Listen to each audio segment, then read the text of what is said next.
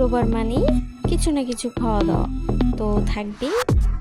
Hello সবাই, কেমন আছেন? আশা করি সবাই খুবই ভালো আছেন, আমরাও ভালো আছি। তো চলো বিকেলের নাস্তার জন্য এই রেসিপিটা দেখা যাক কী করেছি। এখানে আমরা একটা ডিম নিয়েছি। এখন ডিমটাকে ভালো করে সেমাইটার সাথে মিশিয়ে নেব। আমরা এখানে লম্বা সেমাইটা ইউজ করছি। তারপর দিচ্ছি গুঁড়ো দুধ 1 প্যাকেট।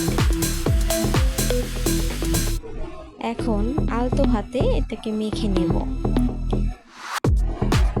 যেহেতু তোমাদের দাদা বাসায় থাকবে, এর জন্য আজকে এই রেসিপিটা করা। ওর তো কিছু না কিছু খেতেই হয় শুক্রবারে, এর জন্য মা ভাবলো যে এই রেসিপিটা করে দিই, খেতে ভালো লাগে। একদম আলতো হাতে এটাকে মেখে নেবে। তারপর দিচ্ছে পরিমাণ মতো চিনি। মিষ্টিটা তোমরা তোমাদের মতো দিয়ে দিবে। এখন মিষ্টিটার সাথে ভালো করে মিশিয়ে নিচ্ছে।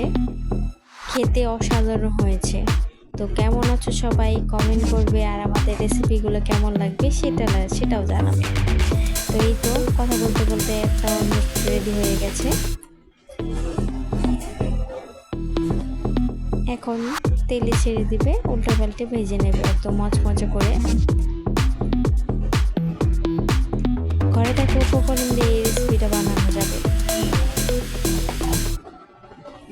সেমাই তো অনেকে দুধ দিয়ে অনেকভাবে স্টাইলে খায়, এরকমভাবে খেলে আরও বেশি ভালো লাগে, একদম অসাধারণ লাগে।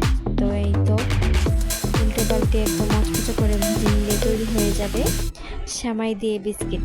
তো বাসায় কেউ আসলে এটা ফ্রোজেন করেও রাখতে পারবে।